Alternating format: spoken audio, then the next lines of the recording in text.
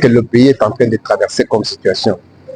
Vous savez que dans un conseil de ministres, il a été décidé que pour besoin de la stabilité institutionnelle et politique, qu'on ne touche pas aux mandataires des services publics, et puis, mais si ça peut être le cas, à combien plus forte raison pour une province, parce que à voir comment les choses étaient en train de se préparer, à supposer que ça aboutisse par une déchéance du gouverneur de province.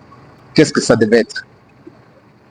Parce que les gouverneurs de province, dans leur province, ils sont représentants personnels du chef de l'État. Qu'est-ce que ça devait être? Bon, moi je pense que cette intervention du ministre de l'Intérieur, bon, je pense quand même que ça vient à point nommé, sans dire que les dirimes la valeur de ce qui devait se faire, mais il peut quand même arrêter ce qui pouvait être évité. Donc, il nous a permis d'éviter ce qui est évitable. Mais, en fait, les députés restent dans leur prérogative de pouvoir faire s'acquitter de leur devoir constitutionnel, ce qui est à leur pouvoir régalien. Et je crois que organiser une telle assemblée avec un tel rapport lu, ça ne retire pas au gouverneur aussi son droit de pouvoir se défendre pour dire ce qui est vrai, parce qu'on sait que depuis très longtemps, la rumeur a circulé, beaucoup de supputations. Bon, le moment était quand même venu de pouvoir tirer tout au clair pour savoir qui a fait quoi, qu'est-ce qu'on a fait, de quelle manière on a fait. Je crois que la province en a besoin. Bon, je pense que, oui, la décentralisation tient aussi compte de la sécurité du pays. Je pense que quand les rebelles étaient en train d'entrer ici, s'ils saisissaient Kinshasa, je pense qu'on n'allait même pas parler de la Constitution. On n'allait même pas parler de la Constitution. Je crois qu'il n'y a pas péril en demeure pour que, nécessairement, que cette session commence par cette matière qui a été déjà alignée. Parce que quand vous regardez le programme qu'il y avait, je crois qu'elle était, ce n'est pas une matière qui était en priorité. Bon, mais je pense que dans les cas d'espèce, si des raisons de sécurité qui ont été évoquées quand on a condamné Eve Bazaïba dans ce qu'il avait fait quand il a tenté de mettre un mandataire, je crois que parallélisme de forme, on peut appliquer dans les mêmes circonstances. Et des deux. Bon, en fait, on allait parler de l'interférence si vraiment le ministre de l'Intérieur disait non, l'Assemblée est déjà arrivée à dire que demain le gouverneur, par exemple, il dit non, non, on ne peut pas le démettre. Ici, l'Assemblée ne s'est même pas tenue.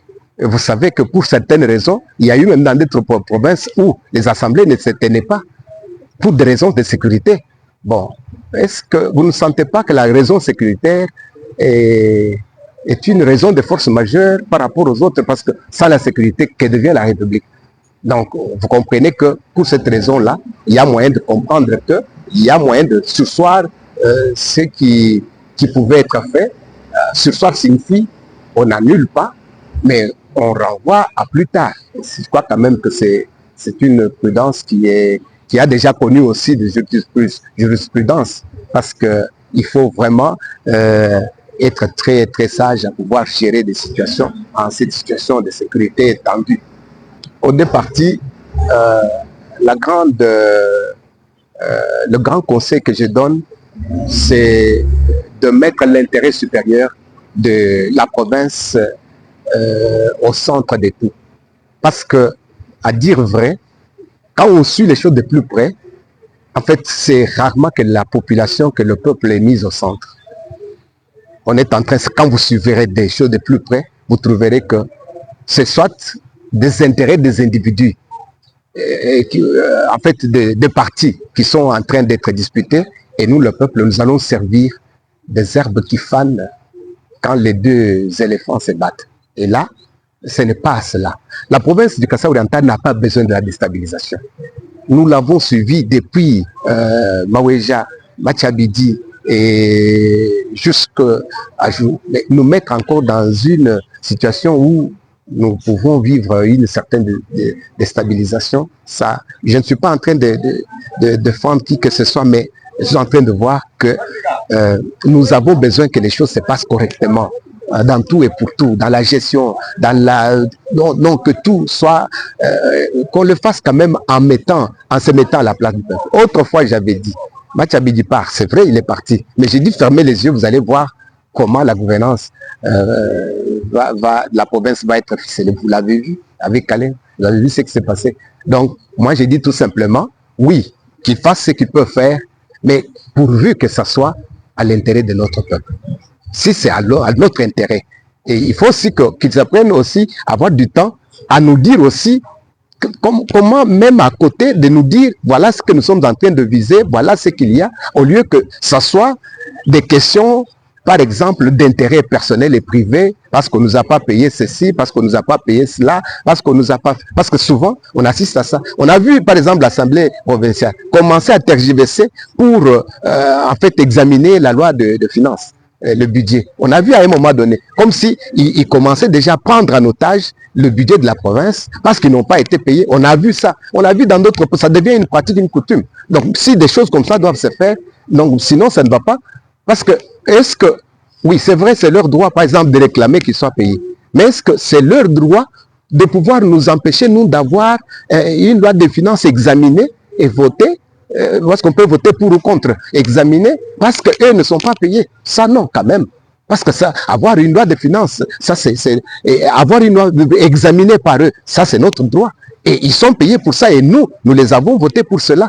Donc, mais commencer à travailler les choses. Et même de ce gouverneur, c'est notre gouverneur que nous avons accepté par voie indirecte, parce que nous l'avons voté indirectement. Mais aujourd'hui, nous n'avons pas à défendre le gouverneur, on n'a même pas à le défendre parce que nous avons accepté celui qu'eux ont voté. Donc nous leur faisons confiance parce que c'est à eux que nous avons donné mandat. Mais alors, si aujourd'hui, eux commencent à nous dire autre chose, bon, en fait, de toutes les façons, c'est quand même perplexe, nous sommes perplexes dans cette situation. Mais tout simplement, on leur dit, il faut qu'à tout moment, qu'ils se mettent en tête que notre province a beaucoup de priorités, il a beaucoup souffert, il n'a pas besoin de temps à perdre, il n'a pas besoin de guerre inutile.